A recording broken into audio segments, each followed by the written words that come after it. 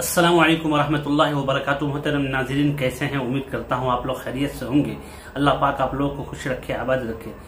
नाज़रीन, हज़रत मौलाना महमूद मदनी साहब क्या कह रहे हैं, पहले उसको समाअत फरमाइए, उसके बाद तफसील से इस वीडियो के ऊपर हम गुफ्तगू करेंगे। देखिए, हज़रत मौलाना महमूद मदनी साहब कह रहे हैं कि हम लोगों का दम घुटा जा रहा है। सुनिए। कैसी बात आप कर रही हैं? रुकना, जितना रुके हुए हैं इतना रुकना नहीं चाहिए था। रुकना ही गलत हो रहा है। बिल्कुल हम प्रोटेस्ट के हक में हैं। आप प्रोटेस्ट के, आपके थ्रू माध्यम से देश के नेताओं तक, शुभ चिंतकों तक, सिंसियर लोगों तक, बुद्धिजीवियों तक ये मैसेज पहुंचाना चाहते हैं कि हमारा दम घुट रहा है। आप हमारा दम मत घोड़ी, हमें काम करने दीजिए। जो लोग परमिशन मांग रहे हैं उनको परमिशन दीजिए, काम को ठीक तरीके से प्रोटेस्ट हो। मैं पूछना चाहता हूं, व्यवस्था यह होती है कि जिसने कब्जा कर रखा है उसको सजा हो या सजा कम, उसकी सजा से उसको बेनियाज कर दिया जाए। ये व्यवस्था हो रही है। और कितने सारे सवाल है, मैं वो सारे सवालों के उसमें डिटेल में नहीं जाना चाहता हूं। तो ये तो वो गुमराह कर रहे हैं, लोगों को झूठ बोल रहे हैं, आंखों में धूल झोंक रहे हैं। खुद बताइए कि अगर वक्फ की जमीन पे किसी ने कब्जा कर रखा है और उसके लिए एक्ट में प्रोविजन था, आपने उसको खत्म कर दिया। अगर मैंने भी कब्जा कर रखा है, जैसा कि आप लोग कह रहे हैं, आपके कुछ साथी बंधु लोग कह रहे हैं कि इनको इसलिए तकलीफ हो रही है, तो मैं पूछता हूं, मुझे सजा का पात्र होना चाहिए या सजा से बेनियाज कर देना चाहिए? सजा मिलनी चाहिए ना मुझे। तो सजा का प्रोविजन तो आपने खत्म कर दिया। आप कह रहे हैं बहुत अच्छा हो रहा है और आपको सबको यकीन आ रहा है, तो फिर इसका तो कोई इलाज नहीं है ना। आंखों में पट्टी बांध लीजिए। मुसलमान रो रहे हैं इसलिए बहुत ही अच्छी चीज कर दी है। तो नाज़रीन, आपने समाअत फरमाया। आइए, जमीयत उलमा हिंद ने जो ऐलान निकाला है उस ऐलान को भी जरूर समाअत फरमाइए। जो जगह जगह प्रोटेस्ट एहतजाज हो रहा है और कई लोग इसमें शहीद भी हो गए। आइए, जो जमीयत उलमा हिंद ने जो एहतजाज के सिलसिले में ऐलान निकाला है उस ऐलान को भी जरूर समाअत फरमाइए। आइए, मौलाना महमूद मदनी साहब ने जो कहा आपने समाअत फरमाया, आइए सुनिए। मोहतरम नाज़रीन, वक्फ एक्ट 2025 से वक्फ अमलाक को फायदे के बजाय नुकसान का खतरा। नई दिल्ली, 15 अप्रैल जमीयत उलमा हिंद के ज़ेर एहतमाम मदनी हाल दफ्तर जमीयत उलमा हिंद में मुनक़िद एक अहम इजलास में मुमताज़ माहिरीन कानून, उलमाए किराम, दानिशवरों और समाजी रहनुमाओं ने मुत्तफ़िक़ा तौर पर वक्फ एक्ट 2025 की मुतअद्दिद खामियों को उजागर करते हुए इसे वक्फ अमलाक के लिए खतरा करार दिया। मुक़र्रिरीन ने जोर दिया कि वक्फ का तहफ़्फ़ुज़ सिर्फ कानूनी नहीं बल्कि एक मजहबी, अखलाकी, समाजी जिम्मेदारी भी है। माहिरीन कानून ने इस कानून को इबादत गाह एक्ट 1991 को कमजोर, बेअसर करने वाला भी बताया। इस मौके पर अपने इफ्तिताई खिताब में सदर जमीयत उलमा हिंद मौलाना महमूद असन मदनी ने तमाम मेहमानान किराम का खैर मकदम किया। उन्होंने बताया कि जमीयत उलमा हिंद ने वक्फ के तहफ़्फ़ुज़ के लिए आज़ादी से कबल और बाद में तारीखी किरदार अदा किया है।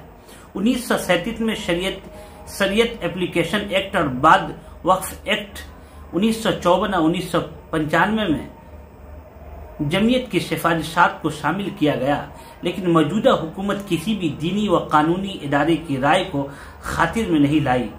मौलाना मदनी ने कहा कि मौजूदा मुसव्वदा कानूनी वक्फ की रूह और उसके मकासद को मजरूह करता है। इसलिए जरूरी है कि न सिर्फ कानूनी व आईनी सतह पर इसकी मुखालफत की जाए बल्कि आवाम में बेदारी भी पैदा की जाए ताकि वक्फ जायदादों की तहफ़्फ़ुज़ को यकीनी बनाया जा सके। माहिरीन वक्फ और साबिक IRS अफसर सैयद मोहम्मद अख्तर ने कहा, नए कानून का ढांचा दिल्ली डेवलपमेंट अथॉरिटी जैसा है जिसमें शरई उसूलों की कोई झलक नहीं है। इकबाल शेख, साबिक रुकन सेंट्रल वक्फ काउंसिल ने कहा कि दफा 40 और दफा 83 के जरिए वक्फ बोर्ड और वक्फ जायदादों की कानूनी हैसियत को खत्म करने की कोशिश की गई है। एडवोकेट पीरजादा फरीद अहमद निजामी सज्जादा नसीन दरगाह हजरत निजामुद्दीन औलिया ने कहा कि दफा 3 में 5 साला मुस्लिम की शर्त और दफा 3D में आसार कदीमा के तहत आने वाली अमलाक से वक्फ हैसियत की मनसूखी जैसे नकात इस्लामी उसूलों के खिलाफ है। अफजाल मोहम्मद सफी फारूकी, नायब सज्जादा नसीन दरगाह सफीपुर ने कहा कि कानून में खानकाहों और दरगाहों के इंतजाम से मुताल्लिक रहनुमा उसूलों को अदम मौजूदगी और दही इलाकों में अवामी लाइल्मी एक बड़ा चैलेंज है। सैयद मोहम्मद अली हुसैन सद्दादा नशीन ने कहा कि वक्फ अमलाक की दस्तावेजात की फौरी तैयारी जरूरी है।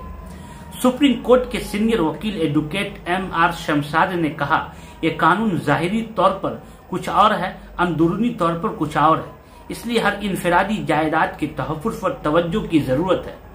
एडवोकेट रऊफ रहीम ने कहा कि इत्तिहाद वक्त की अहम जरूरत है कि इनफरादी कोशिशों से खातिर खां कामयाबी नहीं मिल पाएगी। उन्होंने कहा कि नए कानून के सिलसिले में मिली बेहदारी को खुश आइंदा बताया। एडवोकेट मोहम्मद ताहिर हकीम गुजरात ने कहा कि वक्फ जायदाद की हैसियत खत्म करने की पूरी कोशिश काबिल तशवीश है। MG अकबर रिटायर्ड IFS ने कहा कि वक्फ को खत्म करके ट्रस्ट कल्चर को फरोग दिया जा रहा है, जो वक्फ निजाम को सबूतास करने की साजिश है।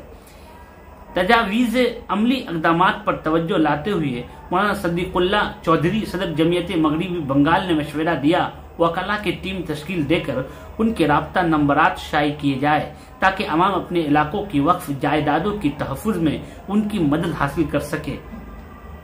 हाजी मोहम्मद हारून सदर जमीयत उलमा मध्य प्रदेश ने मशवरा दिया कि शहरों में छोटे प्रोग्राम करके अवामी बेदारी पैदा की जाए।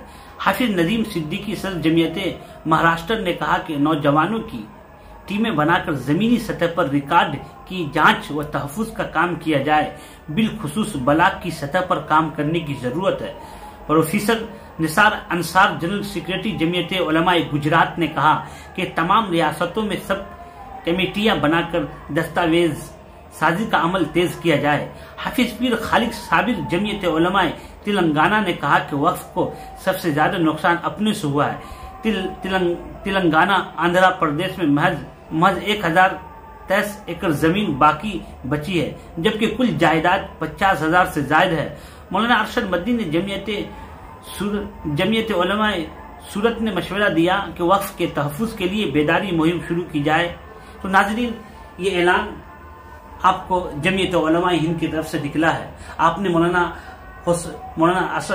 असद मदनी का बयान भी समाअत फरमाया और ये ऐलान किया गया है कि अब इंशाअल्लाह ये बड़े ऊंचे पैमाने पर ये मुहिम शुरू होगा।